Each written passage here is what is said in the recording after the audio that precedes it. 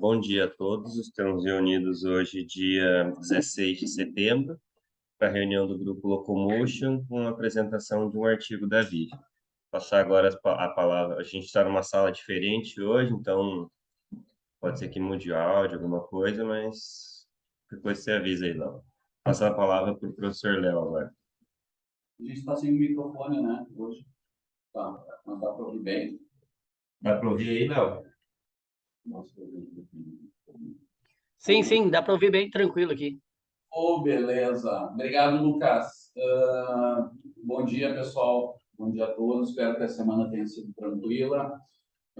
Para mim foi bem pouco tranquila, foi bem ativa, né? Mas eu estava todo mundo a mil, tivemos coleta com os pacientes das paraparesias espásticas hereditárias. Fazia alguns anos que eu não tinha contato assim tanto com os pacientes, porque em função de um monte de coisa, mas eu fiz, muito legal. Eu queria dar esse retorno. Os pacientes vieram ali no projeto que envolve o doutorado da Diana, né? E é um trabalhão muito difícil, porque tem que fazer a gestão de Uber, de transporte das pessoas, porque vem uma van do interior, com apoio do SUS, né?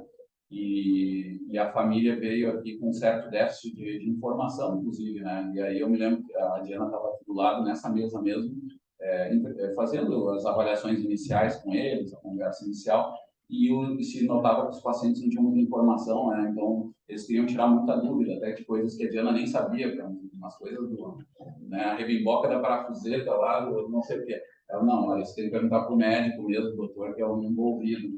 Mas muito legal de ver como a gente, nessa forma também de pesquisa, a gente faz uma contribuição que é muito legal, né? Aquele grãozinho de areia na duna lá do conhecimento, mas com respostas muito legais. Inclusive, nas avaliações iniciais, parte dessa família já ia ser avaliada com uma avaliação mais pesada desse screening, né, que aconteceu nesse dia de manhã com a Diana e o professor Jonas Salt.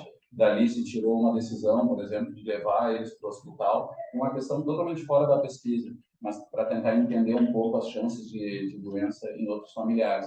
Então, uma repercussão muito legal que eu queria dividir com vocês, assim, que é um lado que eu acho que a Diana está tendo de experiência com o potencial que a gente tem nessas nossas pesquisas voltadas para a saúde. A gente só está tateando mesmo, né, porque a nossa conversa com o hospital é super distante, mas a Diana está conseguindo fazer uma coisa muito, muito legal. Bom, teve coletas também com o nosso projeto de corrida nórdica, né? Tá acontecendo aí o projeto, está sendo um espaço legal também de encontro. No fim de semana anterior a gente fez, foi muito jóia também. E a atividade editorial nossa bem pesada. Tá? O projeto lá na Itália está acontecendo também. Nós estamos com duas notícias boas. O projeto do Guilherme, que envolve a fisiomecânica da corrida, e o projeto da Júlia Liberali, que é uma doutoranda lá do professor Cosme, em Pavia, que envolve esclerose múltipla. Bem, gente, tem uma boa notícia aqui. Temos uma amostra muito boa, né? Também uma amostra bem grande, acima da expectativa. Então, tem uma boa chance de sair bons frutos dali. Né? E para lembrar só, aquele projeto é um projeto co-irmão nosso que a gente fez com o Parkinson, que a gente está instalando na Itália e está saindo. O pessoal lá está muito empolgado e nós estamos ajudando isso também. Nós somos autores daquele processo de ajuda. Acho que melhorar a vida daquelas pessoas, aquele nosso lema, né? Melhorando vidas, está sendo muito, muito legal. Eu queria dar um aviso bem forte, os meus alunos não lembram nunca, mas eu queria reforçar, pessoal, que dia 11, dia 12 de novembro vai acontecer uma coisa que a gente vem avisando desde o ano passado, os mais novos não tem culpa disso, que entraram agora, né? O Daniel, por exemplo, está entrando no grupo exatamente hoje, embora ele já esteja participando faz mais tempo, mas oficialmente está participando agora. Os novos, a dupla parada dura ali, chefiado pelo Pedro, a sua máfia, também está há pouco tempo, né? Então não são culpados, mas a gente tem uma grande questão para resolver, que eu queria dividir com todo mundo, tá?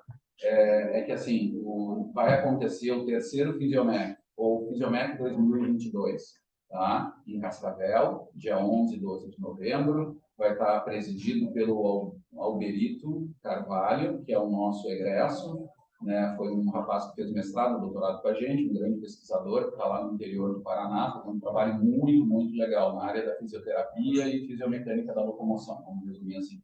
E é ele que vai sediar lá o evento. Esse evento teve muito percalço, muito problema, que eu não vou trazer aqui, mas eu só queria reforçar agora, daqui para frente, o que nós precisamos fazer. Tá? Nós precisamos fazer uma força-tarefa muito grande. Tá? E eu soube pelos mestrandos que as coisas estavam meio lentas.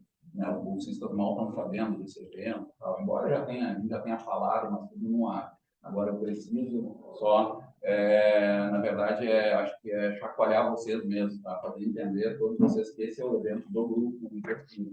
Então, seria, no mínimo, ridículo assim, que o nosso grupo em Porto Alegre não fosse, que é a origem de todo o Locomotion. Tá? Então, nós temos que achar uma maneira para ir. Tá? Nós temos que achar uma maneira para ir. Só para vocês terem ideia, os colegas lá de Belém do Pará, na verdade, Castanhal, né, do grupo Pêndulo, que é o grupo de pesquisa que é co-irmão nosso dessa rede Locomotion que a gente tem, assim como a gente tem em Santa Catarina com a Gabriela Fischer, com o Marcos Tacarino em Guarapuava, né, com o Marcelo em, como é que é o nome lá? Parnaíba. Nós temos também esse subgrupo em Cascavel, então, aqui em Castanhal. E esse grupo lá em Castanhal, ele está se organizando lá no interior do Belém, estão vendendo cachorro-quente para arranjar dinheiro para poder ir no evento. E vão ir, estão definidos, porque é um evento obrigatório para eles, porque é do grupo deles também. Então, a gente também precisa fazer algo parecido, se mexer de algum jeito, eu vim com mestrandos, organismos dos bolsistas, como é que vai ser o assalto a banco, qualquer coisa, a gente tem que arranjar esse dinheiro. Tá? Temos que resolver essa solução. A gente já conversou nas listas, e talvez algum tenha sentido que era um pouquinho fora de cima, mas é totalmente dentro da possibilidade de viagem. Inclusive, eu comentei, eu já gastei lá meu dinheiro, bem caro, minhas passagens, eu descobri que tem passagem pela metade do preço em Foz do Iguaçu, eu paguei 1.800, tá? E aí tem por R$ 900, né? Só que, claro, tem essa questão, cada dia que passa se torna mais caro, né? E sempre é caro, R$ 900, não adianta, é caro. Mas tem as outras possibilidades. De ônibus ainda é caro, que era em torno de R$ 200, R$ 300 o trecho, mas tem um jeito mais fácil, que é pegar o carro, aquele carro do tio parceiro, pegar o carro do primo, ou dar um carro, ou um de nós lá que tenha o carro, e botar 4, 5 bolsistas e encarar a BR-116 no interiorzão ali. Né, que é uma viagem longa e tal, mas sai muito mais barato. Né? Os custos vão, sei lá, eu vou chutar para R$ 100 por pessoa, 150 de viagem. Né? Tá? Então, só que vocês precisam se auto-organizar, tá? Eu vou reforçar isso. Os mestrandos e doutorandos precisam fazer essa organização com os bolsistas para ver a maneira. Inclusive, já vão pensando cada um para levar trabalho. Obviamente, para ir no evento, vale muito a pena que vocês levem trabalhos. Eu sei que vocês estão muito convenientes alguns, mas isso a gente vai resolver. Então, não é problema fazer um trabalho de congresso, tá? Seria bem importante que cada um de vocês levasse um trabalho, tá? Mais ou menos dessa média, já fica bom. Se tiver uma chance de mais, tudo bem, mas um para cada um é bom, para meter a cara, mesmo que seja imposto, tá? Mas isso ainda não saiu regra, não saiu nada, só tem que fazer. Igual vai ter um trabalho. Depois vai ter o problema do número de palavras e tal. Eu acho que é bom já ir pensando no trabalho, que cada um vai fazer, e que o mestrando e doutorando também apresentem, tá? Então, os mestrandos e doutorandos vão estar um pouco sobrecarregados, tem que pensar o trabalho do bolsista e o dele. Então, já começa isso também, até com motivação, para mim, no evento só para assistir, não é? Tá? E as outras coisas que tem que achar legal do evento, na medida do possível, dinheiro, possibilidades de passeio. Eu sei que o Alberito está acertando um passeio lá em Foz do Iguaçu mesmo, nas cataratas, tá? Tem o esquema da fronteira lá, que às vezes o pessoal quer comprar um vivenda barato, então daqui a pouco vai ter um passeio também numa região lá, para fazer contrabando, daqui a pouco até paga a viagem, um negócio, só tem que cuidar com a Polícia Federal. Mas o Alberito sabe todos os pontos de batida, tudo isso. Não, mas fora brincadeira, tá? Tem essas possibilidades, mas isso é certo. Agora a gente tem que se coçar para ir, tá? O evento está lá, 11, 12 tem, já vai acontecendo. A gente tem que fazer essas coisas. E lembrem disso, que é um evento fundamental para nós. Ele é, para nós, primário. Então, a gente tem que quem está em dúvida, assim, por favor, reportem, porque é o nosso ponto de encontro a cada 2 anos e tal. É o combinado que a gente tem com os colegas e formar esse grupo, de certa forma. É uma maneira da gente se encontrar e vocês entenderem também um pouco de onde a gente vem. Acho que tem essa ideia que faz também, né? E que tem a ver também com o nome do evento, é a Resumida Temporal Locomoção. É a nossa área. Tá? O Alberi está organizando até uma programação bem legal, super boa e tal, mesclando colegas dele lá que trabalham com locomoção, para o pessoal conhecer localmente o que está acontecendo lá. E também, aqui, um exemplo disso é o Edilson aqui, né? O Edilson está fazendo doutorado com o Marcos Tartaruga, né? Na Federal do Paraná. Nós descobrimos como é que está o conceito da Federal. Né? 6. 6? Não tem também? Subiram 2. Subiram educação e viu alguma coisa, mas... Interessa. É o nosso. Né? Que bom. Então, o Edilson participou num programa de nível internacional, lá com o Marcos, assim como o nosso da URGS, que se manteve em 6. Mas tem notícias até melhores, né? A gente brinca que, pô, perdemos, mas é uma... Eu brinco, se de perder, ganhar, mas na verdade, é super bom. O nosso colega, a Gabriela Fischer, que é da Federal de Santa Catarina, está num programa que era 6 e virou 7. Então, finalmente, alguém mais... Sempre era a USP, o único, né? E agora tem mais 2. Tem a USP e a UFSCar, que é um programa muito tradicional. A gente já trouxe gente para a banca da área da biomecânica da UFSCar, na área da fisioterapia, que era o melhor programa, e a da área 21, da nossa área de conhecimento. Então, muito boas notícias, assim, os nossos professores que estão em alguns programas de pós-graduação estão nos melhores do Brasil, digamos assim. Mas tem também os outros que estão um pouco abaixo, mas está muito bom lá dentro do sistema. O Alberito também está no mestrado, numa área multidisciplinar, o Marcelão também, a Elren também está num programa muito legal da área. Isso é legal mostrar. Todos nós, assim, os nossos doutores que se formaram aqui, estão todos, com exceção do Rodrigo ainda, né, mas estão todos muito bem empregados, e inclusive já orientando, já nucleando o locomotion, digamos assim. Cada um já formando seus mestrandos, sua escola também de conhecimento e tal. E isso é muito legal, tem a ver com algo que nós estamos fazendo aqui, inclusive com esses que estão conseguindo manter toda essa rede. E o evento é importante, né, para retroalimentar essa rede aí. Tá? Feito, pessoal. Desculpa aí pelo tempo, mas esse assunto era bem importante. Já que eu esqueci de mais uma coisa importante. Não, então vamos lá, vamos tocar a reunião. Obrigado. Compartilhar.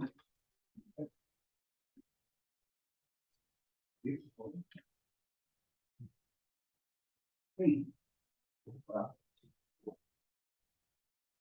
Aí.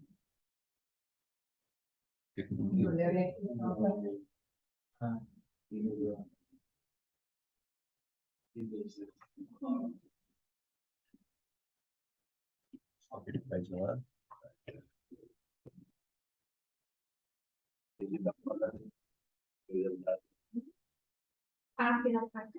Vou olhar isso só para mim. Então, sou eu, Vivian, tudo bom? Bom dia. Bom, então, bom dia a todos, de novo, para quem ainda não tinha visto. Eu me chamo Vivian, sou bolsista do Grupo Locomotion, e hoje eu vou apresentar um artigo intitulado Trabalho Mecânico como Determinante do Custo de Energia na Locomoção Humana. Então, durante a locomoção, a musculatura utiliza a energia metabólica para a produção do trabalho mecânico, que é uma medida fundamental para entender a energia metabólica. Com essas duas variáveis, nós podemos também determinar a eficiência aparente, que é a eficiência da produção do trabalho positivo pelas unidades músculo-tendinas. A compreensão do trabalho mecânico, se ele pode ser reciclado, de armazenamento e liberação da energia elástica, músculo-tendão. Então, é uma das questões a ser analisadas para compreensão, e também sobre a estratégia de economia de energia, quando essa eficiência aparente, ela, de certa forma, excede a eficiência muscular, que seria a fuga. Então, é importante ressaltar sobre esse mecanismo de economia de energia, sobre a capacidade locomotora e o eventual comprometimento devido a algumas condições patológicas. Então, são variáveis que podem influenciar bastante nessas condições patológicas. O custo de energia também é uma das variáveis, que seria, então, a energia metabólica necessária para mover 1 quilo de massa corporal por 1 metro. E dentro do custo de energia, nós temos, que seria também o custo de transporte, o custo de transporte líquido, que seriam valores acima do de repouso. Então, dentro da locomoção, na caminhada, nós vemos esse custo de transporte em forma de U, onde ele varia em função da velocidade. Então, onde existe uma velocidade ótima, de acordo com a velocidade, e na corrida ele não é essencialmente afetado pela velocidade, mas pela questão do mecanismo elástico. Então, este custo de transporte ele pode ser aumentado em condições como na marcha patológica, em idosos e também em diferentes locomoções específicas, como nas inclinações.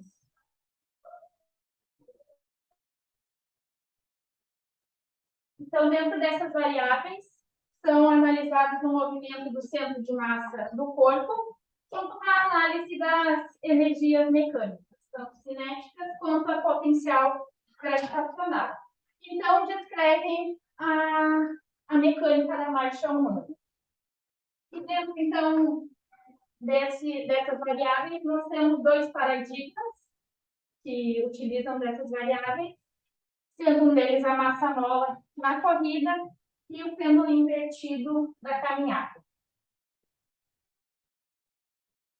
A determinação, então, do trabalho mecânico total é uma das abordagens que podem ser utilizadas, é a abordagem de Fein, pela teoria de Kenny, que é a soma, então, do trabalho externo com o trabalho interno. O trabalho mecânico externo, então, ele eleva e acelera o centro de massa corporal em relação ao ambiente externo, sendo, então, a soma dos incrementos da energia mecânica total. A energia total seria a soma da energia potencial com a energia cinética. E no trabalho mecânico interno, ele tem o dever de, então, acelerar os membros em relação ao centro de massa corporal, que seria a soma dos incrementos da energia cinética dos membros. Então, pode ser a soma da energia cinética rotacional e translacional em relação ao centro de massa do corpo. Então, aqui nós temos a tabela do artigo, onde mostra, então, que a trajetória do centro de massa ela pode vir tanto da reação de força do solo, quanto da trajetória dos segmentos do corpo pela cinemática, que então nós conseguimos determinar tanto o trabalho mecânico externo e também depois o trabalho mecânico interno. Então, aqui nós temos o gráfico do pêndulo invertido na caminhada, onde as energias elas estão em fases opostas, e embaixo o modelo massa-mola, onde tem a energia elástica participante e as energias estão em fase. As fórmulas do trabalho total e da eficiência aparente, e dentro das linhas vermelhas, então, o custo de energia, que seria o consumo de oxigênio líquido pela velocidade horizontal. Então, sobre as modificações de ambos os mecanismos, né, que seriam básicos da locomoção em superfícies inclinadas. Então, as inclinações, elas trazem um trabalho positivo e negativo que não são iguais, como geralmente são colocados na maioria dos estudos, em superfícies planas e com velocidades constantes. E o custo de transporte mínimo em um ideal de inclinação seria em torno de menos 10%, onde a energia metabólica que seria utilizada pela musculatura para realizar o trabalho negativo é menor do que o positivo. Tem a questão também da energia elástica. O aumento, então, da inclinação do terreno e o aumento da velocidade influenciam na diminuição da quantidade de energia recuperada. Na caminhada, então, influencia na troca das energias cinéticas em potenciais e na corrida, na execução do que seria armazenamento e liberação de energia elástica. Então, influenciando nessa troca de energia, não sendo mais em fases opostas na corrida e também alterando a fase opostas na mesma fase na corrida e alterando também as fases opostas da caminhada. Em relação à locomoção em gravidade reduzida, em comparação com as principais formas de locomoção que nós utilizamos na Terra, que geralmente são associadas a gastos metabólicos diferentes, como na caminhada, que é nivelada, corrida, pulos e saltos, em diferentes gravidades, o custo de transporte ele não é tão alterado, mas os saltos, então, apresentariam um custo de transporte menor quando realizado em gravidades menores. O trabalho total, então, ele tem uma tendência a ser semelhante em gravidade relacionada a Marte.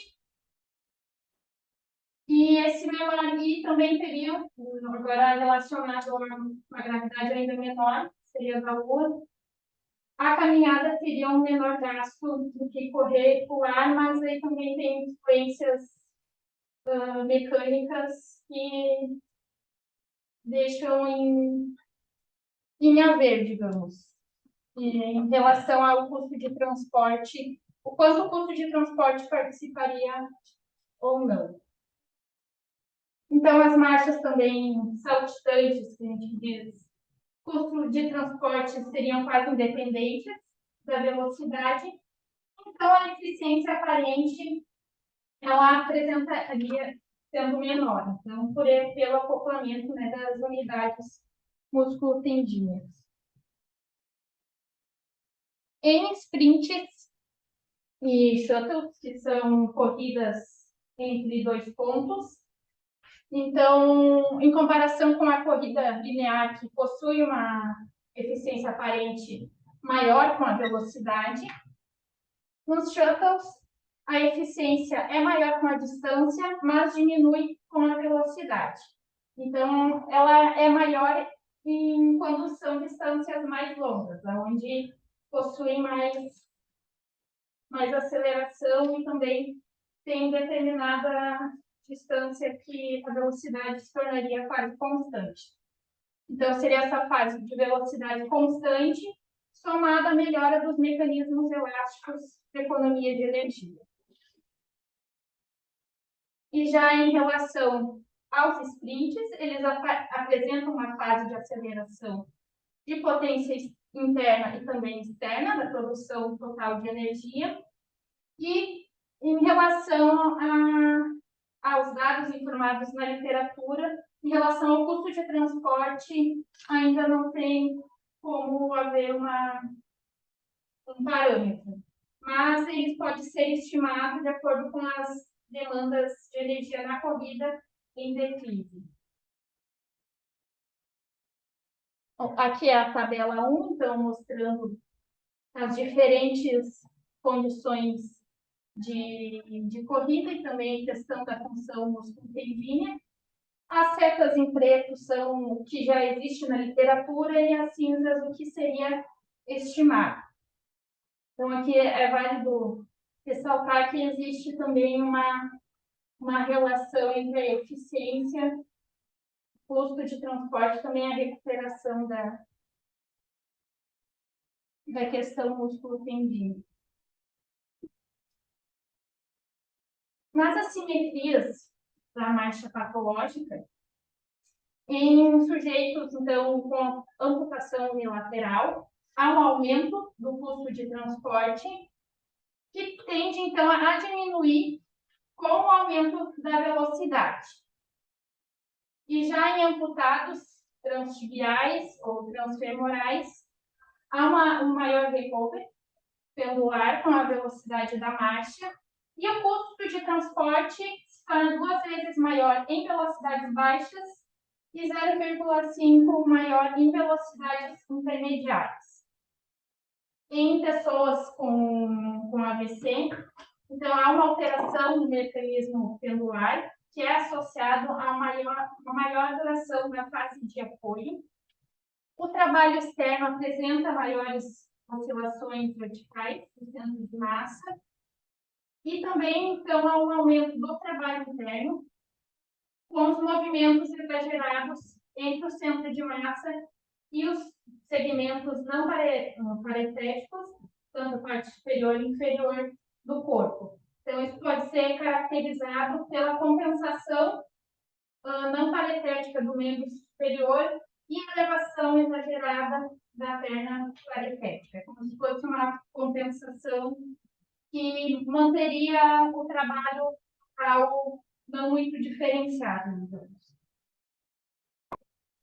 Em relação à obesidade, então, o custo de adicionar uma determinada massa aos membros, ele é sensível, maior do que adicioná-la ao centro de massa, e então aumenta à medida que as cargas elas são movidas distalmente. Então, em relação ao custo de transporte, um dos autores alega que ele não é afetado, então, pela distribuição de massa adicional, proporcionalmente devido à sua localização mais proximal. Então, as mudanças no padrão da marcha, que seriam devido ao maior movimento lateral durante a fase de balanço da caminhada, levariam a uma maior massa, devido, né, a uma maior massa em membros inferiores mais pesados, poderiam aumentar ainda o custo de transporte até mais do que 10%, que foi uma porcentagem citada pelos autores. Então, aqui é a tabela 2, com as diferentes custos de transporte, trabalho externo e interno, das caminhadas em diferentes gravidades e também com diferentes patologias. Então, é válido ressaltar o artigo que esses mecanismos integradores são essenciais, então, para minimizar o gasto energético. Para uma avaliação energética adequada na locomoção humana, é relevante a interação mecânica e bioenergética, então é relevante ressaltar nos estudos e nessa análise. E é importante também a relevância do trabalho interno no cálculo do trabalho total, que geralmente não é colocado.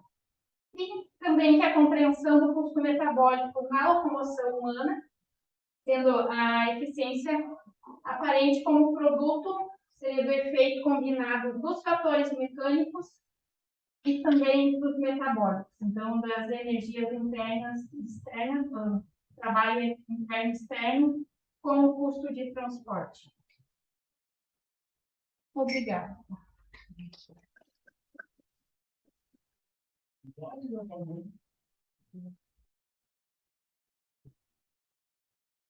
Bem, deu 15 minutos. Acho que é um artigo bem denso, né? Uma revisão sistemática bem feita aí, né?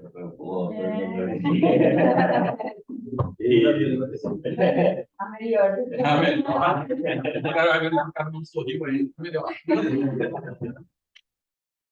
E traz bastante dado, assim, mais aprofundado, né? E são várias condições complicadas de entender e trabalhar. Acho que fez um bom trabalho de conseguir sintetizar tudo isso na apresentação. Acho que é a minha pergunta, assim, né? Eu só fico uma dúvida. Quando você fala de amputados, você fala que na caminhada é 2 vezes maior o custo. Tá? Isso. Você pode voltar? Na caminhada, no caso, em velocidades menores, quando eles caminham. Ali. Daí, embaixo, você fala que em velocidades maiores, ele é 0,5 maior. Isso. O que é o 0,5 maior? Ele é metade do custo ou ele é 50% maior do que o custo de o quê? Eu entendi pela metade. Fiquei bem confuso, não consegui entender. E esse custo, ele tem um baseline. Qual que é a referência dele? A referência seria dos sujeitos saudáveis. Certo. Que em valores até agora eu não recordo, não lembro até se foi, provavelmente foi colocado, mas eu não recordo assim, mas seria um comparativo com os sujeitos saudáveis. Aqui diz 0,5 vezes maior em velocidade intermediária. 0,5 vezes o base é metade. Mas Não, aí, não. se você soma 50% isso, 50% a mais. Então, perfeito, era essa a minha dúvida. Só fiquei com dúvida nesse ponto, porque realmente me confundi um pouco ali. Mas, de qualquer forma, parabéns pela ilustração, os slides estão maravilhosos, bem tranquila, fala bem, uma cadência boa, parabéns. A mensagem disso, só para trazer assim, juntando o dado anterior, na velocidade autoselecionada, que é muito baixa, os resultados, é 2 vezes maior o gasto de energia, sempre comparando com o controle, né? Mesma coisa, pessoas parecidas, sem amputação. Só que quando tu aumenta essa velocidade, tu bota eles a caminhar acima daquela autoselecionada deles, que é muito baixa, né? Então eles estão ali 2 km por hora, mais ou menos. Tu pede para eles fazer a 3 ou 4 km por hora, que eles chamam aqui como intermediária. Essa diferença só diminui para 50%. É um monte, eles continuam sendo não econômicos, mas essa diferença cai um pouco, assim. Vai de 2 vezes maior para 50% a mais. A diferença cai, como se na curva aquela de custo, velocidade, elas fizessem uma coisa assim. Continuam sendo menos econômicos também acima, mas já... Tenho uma dúvida. Aí, quando falam desses amputados, eles seriam utilizando uma prótese ou eles utilizariam uma muleta, por exemplo?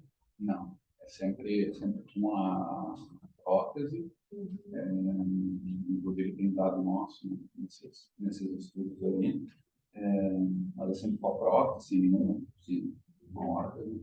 E era uma das, não é aquela de madeira, é a que se chama eletrônica, uma mais moderninha, mas também não é nem perto das mais caras, que são caríssimas, né? Mas era a gente usava uma lá e tinha ela tinha esse formato, né? E eles chamavam como eletrônica também, uma coisa assim, não era de madeira, só que não era aquela ponta de madeira que se usava, muita gente continua dando naquela época, era terrível para eles, assim. Aí quando eles botavam essa, com essa coisa assim, não fazem um processo, mas é para caminhar, que é diferente, já era bem melhor, mas era nesse grupo aí, isso é uma bela discussão. E esses caras eram transfeminais. Também uma coisa de transfilial, mas na maioria da parte dos estudos. Ou seja, conforme aumenta outro também, né? Essa diferença aumenta. Então, os transfiliares são a perda de economia menor. Não é tão estudado isso, até que são estudos pouquinhos, assim, meio um modelo muito diferente, mas tem essa tendência. Né? E é meio óbvio, né? Se o pessoal da reabilitação sabe, pega um cara transtibial, ele geralmente tem uma reabilitação mais fácil do que um transfemoral. E tem relação com a economia. A economia, conforme vai aumentando o outro, né? O pior.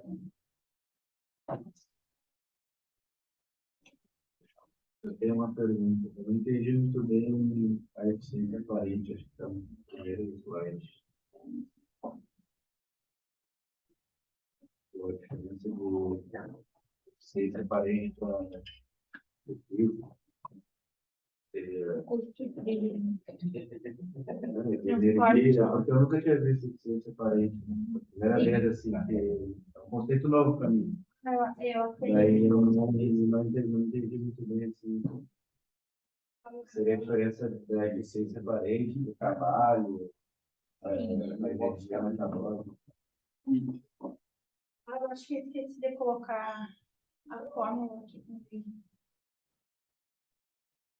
Mas a Acho que eficiência. naquela figura gigante aparece a forma. Não tenho certeza. Não. Aí. Aí. No caso, seria ali o produto tanto do trabalho como o custo. Então, ele é, digamos, seria a eficiência acima do que a musculatura já realiza, não sei se está dizendo normalmente. Não é bem. É o conceito mesmo, já está indo para uma coisa mais avançada em algumas situações.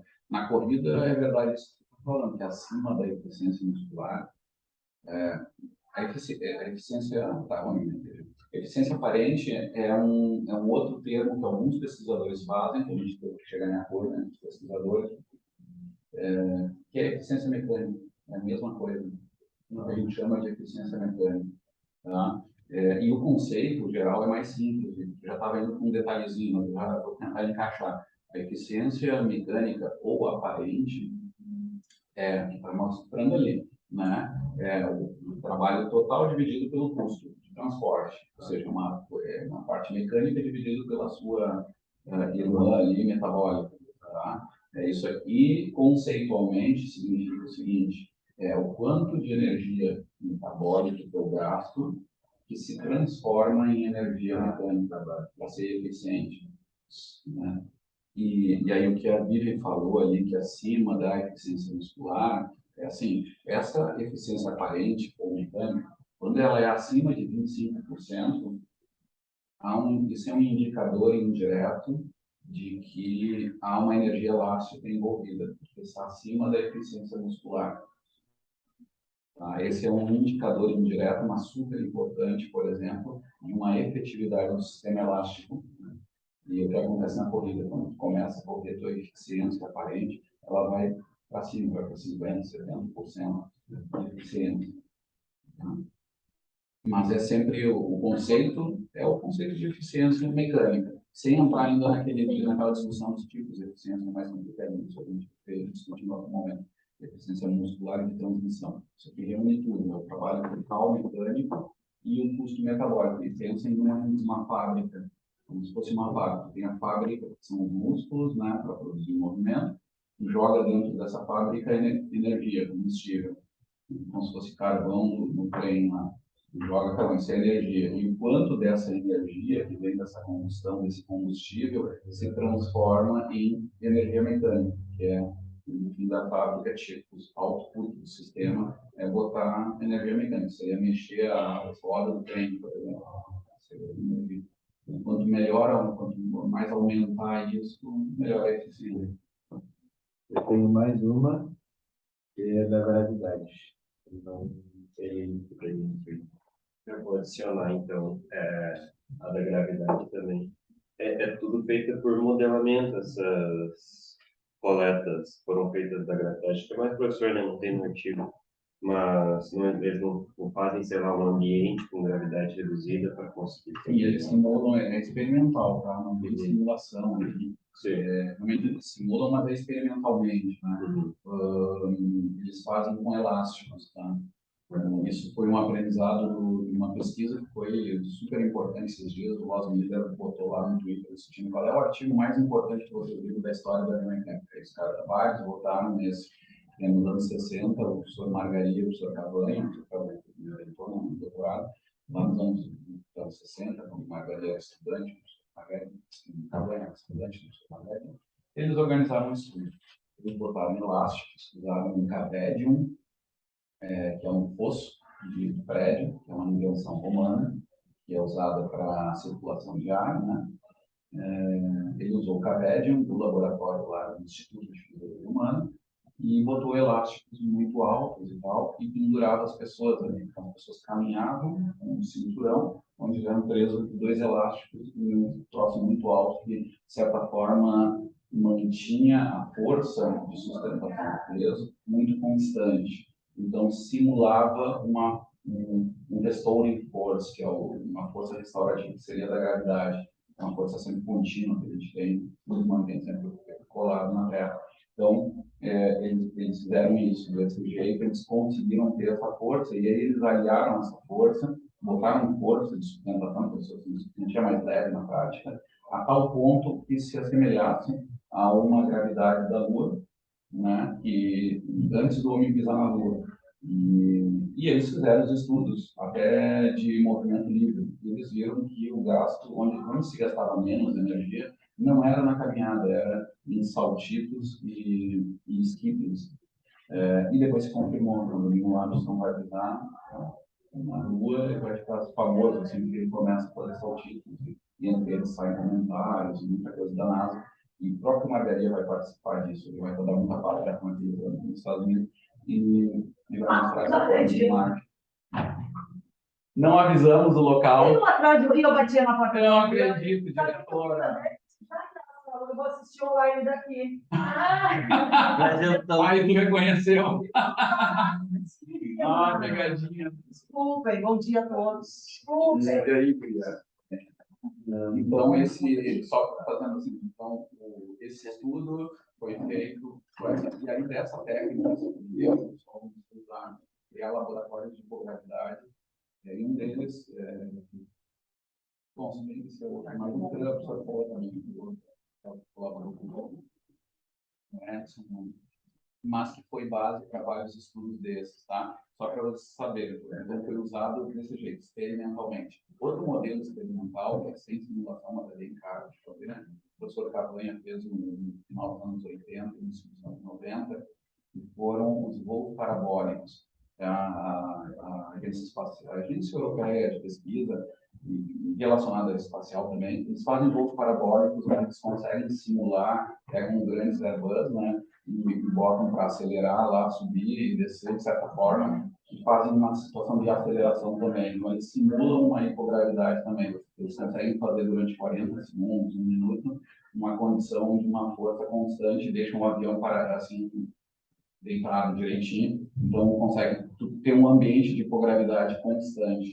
E é muito bom, porque ali não é uma força que está ligada só aqui à cintura, todo o corpo sofrendo, então, de certa forma, tem mais validade. E também, alguns estudos desse capítulo são baseados nesse modelo. Mas isso ainda é um modelo experimental, não é simulação. Quando a gente usa o termo simulação, a gente bota, que é uma estratégia mais teórica, né? Os caras botam lá, tipo um AutoCAD, lá, botam lá e simulam uma situação.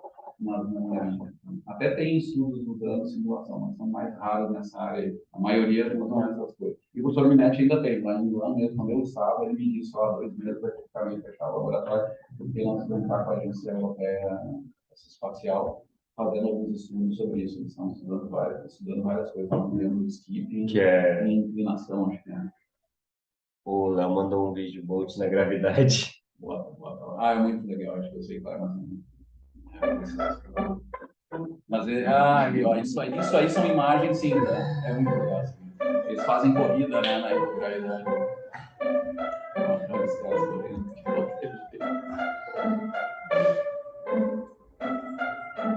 Boa, Léo.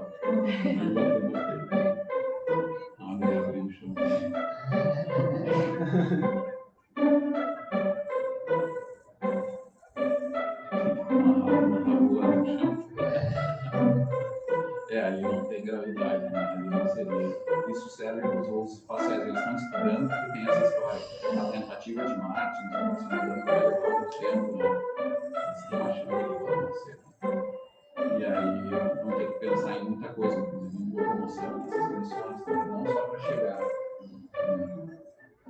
Mas esses é aqueles que o avião sobe, daí ele faz. São as situações dessas, dos voos parabólicos que eles chamam. Então, durante alguns segundos, eles conseguem botar essa situação, né? Inclusive sem gravidade, ali é um pouquinho mais forçado. Os estudos do que nós mostramos aqui representam a gravidade em Marte e na Lua, se não me engano, né? Acho que era isso. A minha parte foi isso. Foi muito boa a apresentação, parabéns. Obrigada.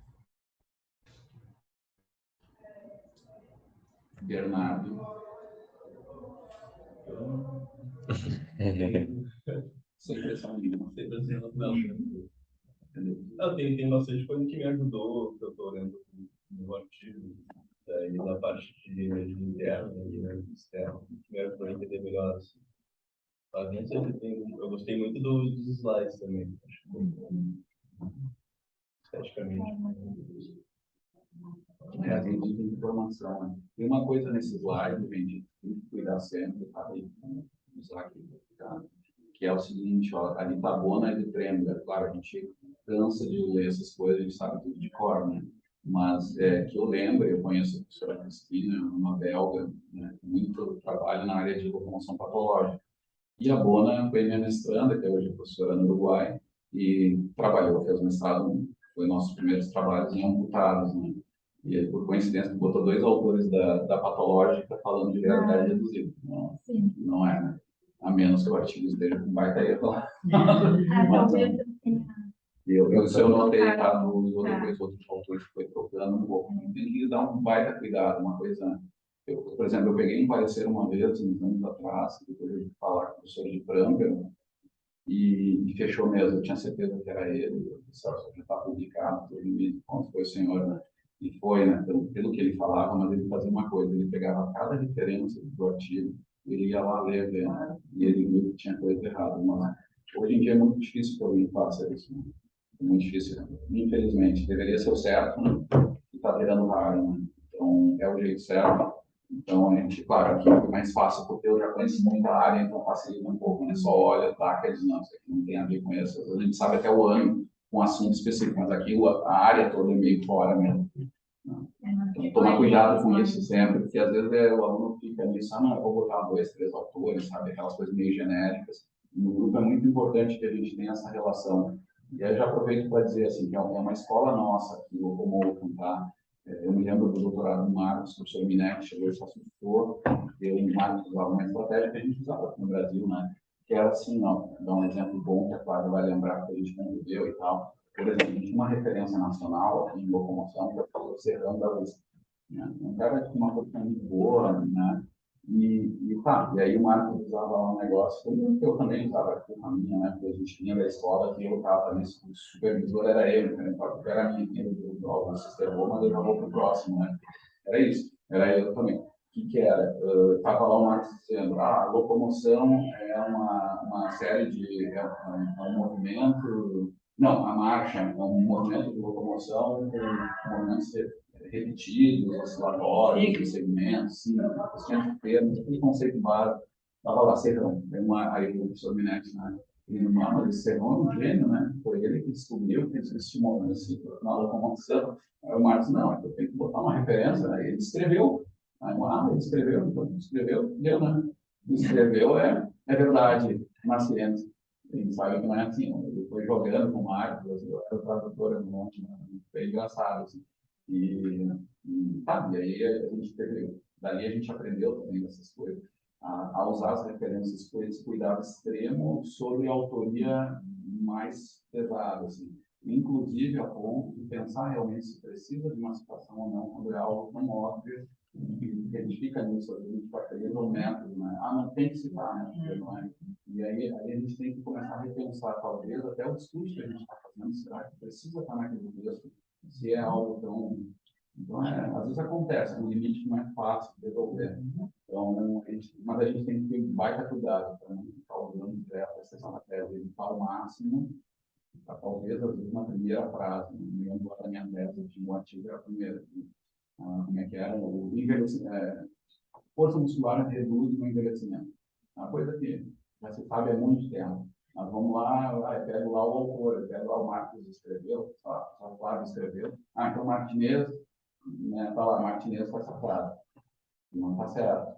Nesse caso, nós temos que tentar ver quem foi o cara que determinou isso. Mesmo que vá para 1800, aí vai ter um certo sentido, ali podemos errar em 1880, vai saber o método, até, por exemplo, os estudos do Murray, que ele publicou em 1880 até 1905, O Mari, por exemplo, tem trabalhos de saltos em profundidade, por exemplo, aquelas coisas de que aumentou a altura do salto depois de um salto em profundidade, foi o Mari que viu em 1885. Tem gente que cita o Come, os nossos amigos aqui da USP também, que o pessoal gosta muito dessas deuses locais que a gente chama, como é o Serrão, né? A gente brinca, o Serrão vai estar cara, mas eu também acharem, quando vocês fizerem isso comigo, eu sou um cara que trouxe uma escola da locomoção no Brasil. Não é por isso que eu vou botar pereira e tartaruga para dizer que inventou o trabalho mecânico. Entendeu? E uma coisa, né, Tata, por exemplo, é muito importante para o próprio, por exemplo, a gente vai citar muito o Tata, porque também é interessante para o grupo, para o Tata, os artigos dele serem citados, mas tem que ter a sensibilidade de saber a hora, né? Então, por exemplo, no livro de banca, o Parkinson é uma doença relacionada à morte neurodopaminérgica. Perder tartaruga. Pô, maravilha. O Tata que descobriu o Parkinson. Uma legal da hora, são vários. Também não O Parkinson foi um nome do Parkinson, entendeu? E esse cara errado, era peida, doença de peida tartaruga. Então é isso aí, você tem que evitar e inclusive achar bom, vamos lá, a gente tem uma escola também, tá? Isso acontece, não tem nenhuma citação nossa, mas a gente tem que encontrar os motivos, né? A gente tem que achar uma história que conte a coisa que foi vista, que realmente é bem menor, nós vamos lá, vendo o detalhe, então tem que estar ligado àquilo. E isso é um exercício bom, porque também o pessoal erra no contrário, nós temos que ter esse nível, né? Então, eu estou estudando saltos. Tem um material viu que pode estar ligado a esse estudo. Dá para botar, mas tem que estar na história, né? Não dá para dar essas. É isso aí mesmo. Não há mais perguntas. Desculpa. Não, eu queria entender melhor o primeiro gráfico das setas também.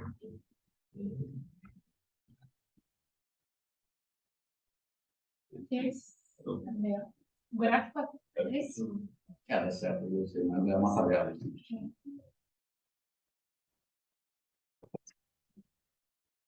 Entender, exatamente. Mas isso é importante, tá, Vivi? Quando a gente vai mostrar, sempre gasta em 5, 10 segundos, porque senão não vale a pena mostrar, é a história. Você tem que mostrar, tem que dar uma ideia geral. Dizer, ó, gente, essa tabela, e dá uma traduçãozinha, assim, inclusive para tirar coisas, porque essa tabela tem milhões de informação, a gente passaria horas falando dela, né? Porque ela resume milhões de coisas. Mas, então, a dica é usem os quadradinhos, ou recortem ela, porque tem que mostrar aquilo que vocês vão querer mostrar exatamente. Então, a primeira coisa é explicar a tabela, dizer, olha, quando a seta é para cima, significa que a variável que está alinhada a ela aumentou. Quando ela baixou, é porque ele reduziu, é igual, se manter igual. E em relação ao quê? Tem que mostrar também, né, a uma situação experimental, fazer sempre a velocidade constante. Então, tem que dar esse tempo para o cara entender mesmo, né? Isso é importante, tá?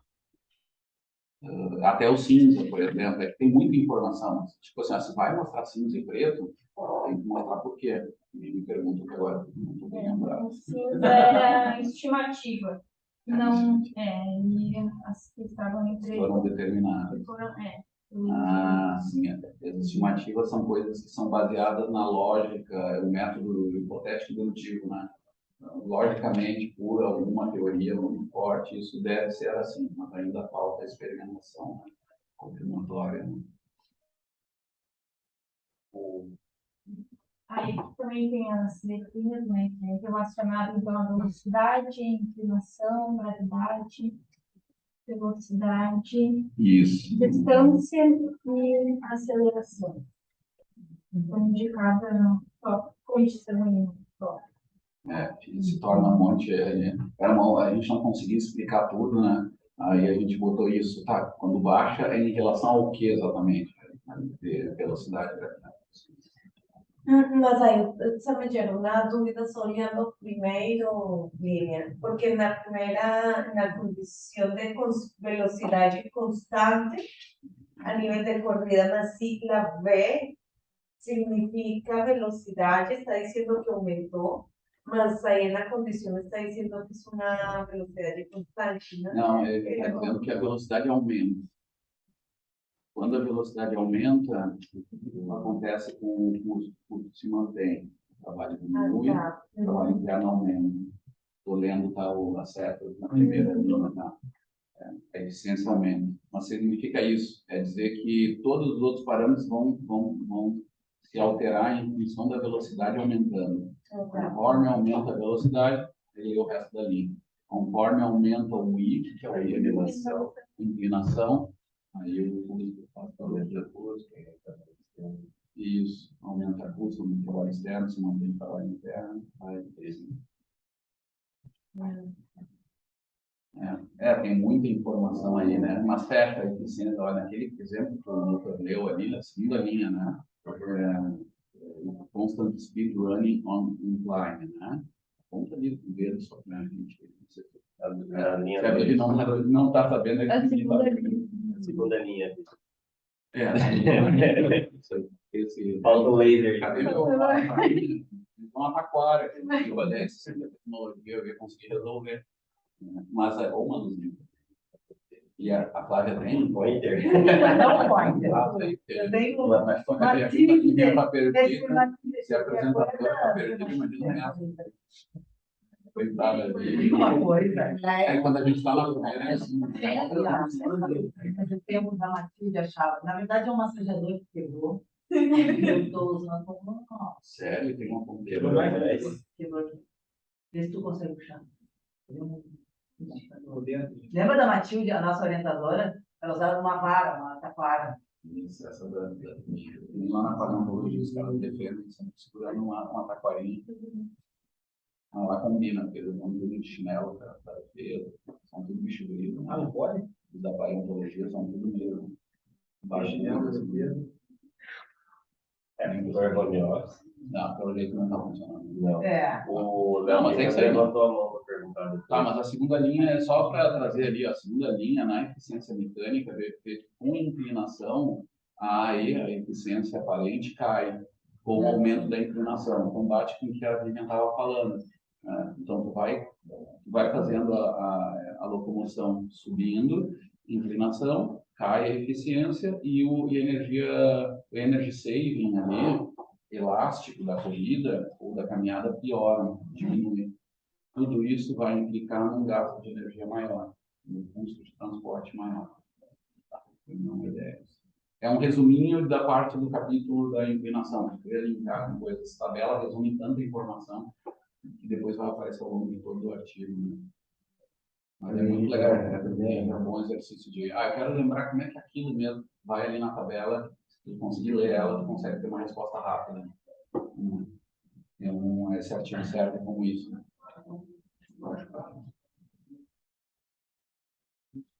Acabou, então o resto já entendeu.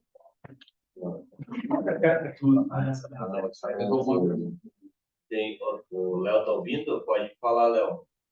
Opa, tudo bom, pessoal? Estão me ouvindo bem aí? Sim. Então eu já estava com tetania aqui no meu deltoide, né? De tanto tempo que eu fiquei com esse meu braço levantado. Mas tô brincando. Eu tô me sentindo estranho, que eu tô por fora hoje, tô de longe. Se eu souber que estava todo mundo aí, eu ia dar um jeito. Mas enfim, próxima vez eu espero estar com vocês aí. Primeiro, parabéns pela apresentação, achei bem bacana. Talvez eu vá chovendo molhado, porque todo mundo já falou bastante aí. Eu não tinha entendido também ali a questão da eficiência aparente, mas depois foi explicado, então agora tá tranquilo, né? Achei legal os slides, a fala foi tranquila, uma fala mansa, né? Fácil para explicando direitinho ali. Uma coisa que eu vi ali, inclusive em algumas perguntas, são coisas às vezes que eu confundo também, tá? Estou tentando melhorar, é a questão de tabelas, figuras e gráficos, né? Que às vezes está aparecendo ali uma figura e a gente fala que é uma tabela ou que é um gráfico, e eu acho que isso é interessante quando está fazendo a apresentação, ter bem claro o que são cada um dessas variáveis aí, da tabela, figura e gráfico. É só basicamente isso, mas parabéns, achei bem legal a apresentação. Deixa eu comentar também, o Léo falou uma coisa super importante, né? A gente definir isso, que o Bernardo saiu para perguntar, mas é uma tabela, é uma figura, é um pouco estranha, porque ela é quase um misto, mas isso é uma tabela, tá? Ela está dentro das regras, quase uma tabela. Então, claro, a gente pode ver porque está escrito ali até a dica, tá? Mas tem que definir bem, tá? E uma coisa que a gente usa cientificamente, que serve para todos os bolsistas, que é uma verdice, geralmente, quando a gente vê nos trabalhos, e às vezes tem a BNT que fala uma coisa, vamos deixar de lado a BNT, em termos de ciência, tá? Na nossa, o que a gente faz aqui no grupo, não existe gráfico 1, 2, 3, não existe. Tá? Gráfico é uma forma de figura. Né? Então, nós vamos registrar lá escrito tabela 1, nós vamos botar figura 1, figura 2, e vai estar sempre embaixo, né? Não em cima, um detalhezinho a mais. Mas lembrar disso, acho que é isso. E aí a figura pode ser muita coisa, né? Pode ser aquele quadro de geralzão que mostrou, que aqui na tela ficou bom, mas tem que ter cuidado, tá? Aquela figura mereceria ter separado ela muito fácil, faz os print, assim, recorta as partezinhas e bota em 3, 4 slides para falar de cada parte, né? Para visualizar melhor. Mas aquilo ali é uma figura clássica ou gráficos, né? Que é uma forma de figura. Quando tu vai demonstrar um gráfico, tu fala figura. A figura tal. que representa um gráfico. Não, a figura tal representa a variável, já falo da variável. Daí já esse perfil, às vezes a gente pode largar um gráfico no meio da fala, mas é uma figura, sempre figura e direto toca que a figura está mostrando. É o dado de custo em função da velocidade. Para falar de tabela também pode ser figura. Não, aí tabela é tabela. Isso aqui é uma tabela, não tem dúvida. Tabela tal mostra. E ali tem uma terceira opção, que às vezes nos artigos é pouquíssimo usado, mas eu sei que para TCC esse funcionamento são os quadros. Né? Os quadros são quase sempre uma tabela, só que com uns formatos um pouquinho diferentes, assim, um pouquinho mais solto. Tá? O nome já diz quadro, mais fechadinho. Pode ter uma informação que não é os resultados principais, pode sempre ter um dado metodológico, conjunto de informações que não é exatamente resultado, assim. Mas a gente tenta usar pouco em artigo científico também, tal quadro. Quase sempre a gente transforma aquilo em modo de tabela e bota as regras. Por exemplo, algumas regras. Não ter linhas verticais. Tá? Nessa aqui está um pouquinho diferente, tem cores diferentes, e às vezes o pessoal não aceita muito. Mas a tabela científica aceita só linhas horizontais. Quando tem linha horizontal ou é vertical, é quase sempre uma verdice. Quase sempre coisa que já é baixo nível de pedigree científica. Então, eu sei que às vezes é meio importável, não dá para botar. Então, evita o máximo só horizontal e organiza a tabela de forma que... Depois tem mais regras que a gente poderia falar, mas... Sim. Dá para entender que está espaçado.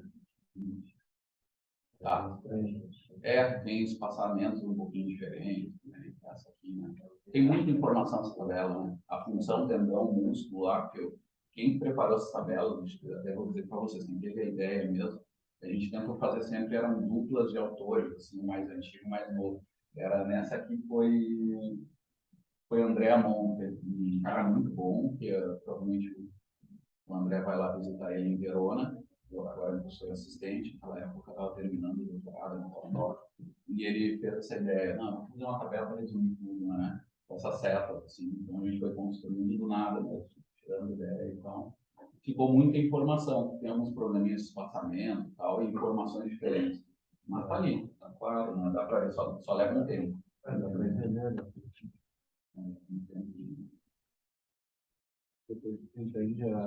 O shuttle, por exemplo, é uma coisa legal. O shuttle são os vai e vens de corrida, né? Eles têm duas linhas, né? Um deles trata de velocidade, é fazer intensidades diferentes, e a outra mistura com a velocidade, mas é um outro marcador. É quando muda a distância do shuttle. E isso é uma coisa bem interessante. Né? Isso funciona nos esportes coletivos, os treinos de vai e vem, né? Só estapeira, essas coisas. Né? O pessoal da clínica também, agora que eu falei, lembrei, o pessoal usa o shuttle test lá, o walking test, né? Usa muito como um teste aeróbico, né? É bem interessante entender a fisiomecânica desse exercício, né? Essa área nossa aqui das bases. E se sabe muito menos do que velocidade constante. Mais nova. Tem mais nenhuma pergunta? Rápido. Não tenho nenhuma pergunta. Eu confesso que não tenho base assim, para entender tudo que tu diz, então fica um pouco difícil para mim fazer uma pergunta ou Mas Até... qualquer coisa, entendeu? Aqui dessa tabela, o que eu falei. Não, eu entendi. Por exemplo, ela falou que a velocidade ótima de inclinação serve para todo mundo, tá? Não responde depois dos auxiliares da ajuda e dos universitários da ajuda. Ela falou que, por exemplo, a inclinação ótima de caminhada era 10% negativo, menos 10% de inclinação. O que significa isso? Não pegou isso, Rafa? Quando ela falou disso, o que significa? Eu entendo que seria, tipo assim, até, não sei se você já viu aquela música, não sabe dessa. Não, Eu tu vai entendo que brincando seria comigo, uma esteira que sobe e desce, assim. Não, tu tá falando das escadinhas. Tá, mas eu entendo que a inclinação... Sim, claro, tem tá. E essas aí, tá, muda essas. Aí quando tá menos 10%, o que acontece ali? Eu entendo que baixo. Inclinação... Sim, tá sendo longo, mas ela é ótima, né? Por que é ótima? Porque ela tivesse menos energia. Isso. Não, a pergunta era bem simples, né? Vocês entenderam? Sim. E quando está a menos 15%, o que acontece no Bernardo? Com o custo energético? Gasta mais. Gasta mais, é. Não, é um fórum, mas aí gasta mais. Não, é como se o custo... imagina, tu tá no plano, né? Uma velocidade, gasta X de energia, né? Aqueles que estão na caminhada 2 km, quilograma metro. Aí tu vai para menos 5, tu gasta menos energia. Sei lá, 1,8, baixa um pouquinho, 2, baixa uma coisa. Vai até 10, baixa bastante. E aí tu vê a pergunta né, com a Rafa. Tá, e a mínimo custo, ok, quando tu vai para aqui, menos 5, é óbvio, lembrar. O custo volta a aumentar. Tem um trabalho excêntrico maior, não? Isso. Cada vez vai aumentando o trabalho excêntrico, né? Só que quando passa de menos 10 para menos 15, a redução do trabalho concêntrico já quase não existe. Não tem o que reduzir. Tu aumenta mais o trabalho excêntrico. Então, volta vai aumentar o custo. Por isso que é por ali que fica. É isso aí. Muito bem. Depois ela sai por dentro. Ao contrário, tá? Quebrou para mim. Entendeu até agora?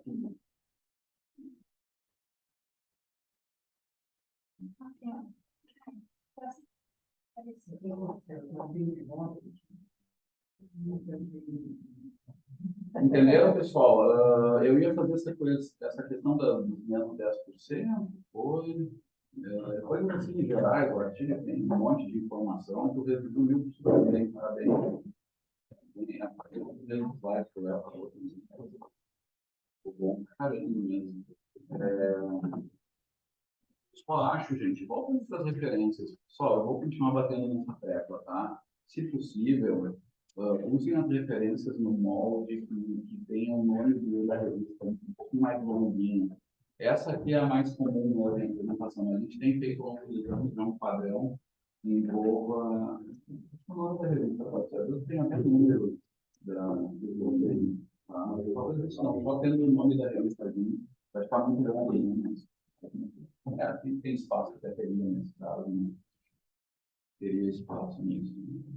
Outra coisa, tem um trabalho que é histórico do grupo, que é escrito em italiano, dessa linha histórico, que é do Margarida 38. Margarida 38, esse é um artigo, uma tese apresentada na Academia de Lincei. Lincei seria das linces, é um nome da academia científica italiana, que vem lá da Idade Média, é super tradicional. É como se fosse a Royal Society, só que italiana, né? É isso, a Academia de Lincei. E esse professor Margarida publica uma tese muito longa sobre locomoção nas inclinações.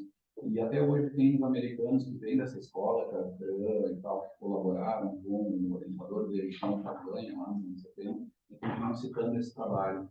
Um trabalho super impactante, só que é escrito em italiano, uma referência que aparece lá o título em italiano. Então chama a atenção para uma coisa meio essa, mas nos estudos de locomoção continua sendo usado, e nós usamos bastante, porque vem da nossa escola mesmo, né?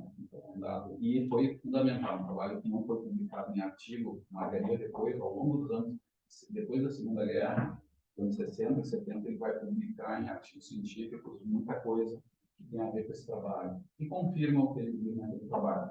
Imagine lá nos anos 30, ele vai fazer a esteira que ele vai usar, ele consegue dinheiro do Rockefeller. Esse cara viaja o mundo, né? O Margarida vai estudar com o August Krog, que era o prêmio Nobel, vai estudar com a Avenil, vai estudar com tudo que era as cabeças da época, em fisiologia do exercício. E ele vai ganhar esse dinheiro do Rockefeller, né? Tipo um mecenas, né? O nome correto mesmo, um cara que apoia a pesquisa e tal, e vai dar o dinheiro para se montar a esteira, né? Essa que é uma estrutura de trem, barras binários de trem, uma estrutura muito velha, muito diferente, assim, onde ele vai fazer a primeira esteira que inclina no mundo, assim, né? E ele vai estudar a inclinações de menos a mais 45%. Não sei se você tem ideia de uma parede a cada 5 graus. Ele faz isso porque eu acho que com 2, 3 sujeitos só. Naquela época tinha essa coisa da amostragem também. Eles queriam ver o resultado, aparecia deu, então tinha alguns limites disso e tal. Ele vai fazer tudo isso com o custo de oxigênio, a parte do oxigênio. Ele vai chamar, já vai começar a chamar isso de um custo, né? Que depois vai ficar muito tempo meio perdido e ainda é uma briga, muita gente ainda não entende que testar o custo, que é por metro percorrido, né? Mas ele vai determinar isso e vai determinar o menos 10%. Isso é uma das coisas que ele vai ver e vai tentar entender o porquê e vai bater com o que o Minetti vai ver no ano 90, que tem a ver com o trabalho mecânico. Mas você precisa. Deixa eu falar disso. Então, assim, por exemplo, aí vai ver, por exemplo, que a gente gasta mais energia para subir longa para descer, não é porque tem ajuda da gravidade, sempre tem uma coisa mirabolante, perigosa do ponto de vista da mecânica clássica. Na verdade, é porque nossos músculos produzem trabalho em regime positivo, que é uma subida, que é menos eficiente do que em regime negativo, que é uma descida. Né? Essa é a principal razão. E o menos 10% é o ponto ótimo, porque o equilíbrio entre os dois trabalhos e suas respectivas eficiências é perfeita, a linha menos 10 fecha a conta dessa eficiência do trabalho mecânico que eu gero durante essas inclinações. Economicamente, a fase cêntrica gasta menos do que na concêntrica mesmo. Isso. Tá. É um bom exemplo que eu ganho, é assim, sobe a Lucas de Oliveira, tá? Uma inclinação bem grande. A gente sabe, gasta um monte de energia para subir e para descer, certo? Mas o que as eficiências musculares físicas fecha o resultado experimental é que eu gasto exatamente 4 vezes mais energia para subir do que para descer. E isso tem a ver, não é coincidência, que as eficiências musculares da subida é 4 vezes menor do que para descer.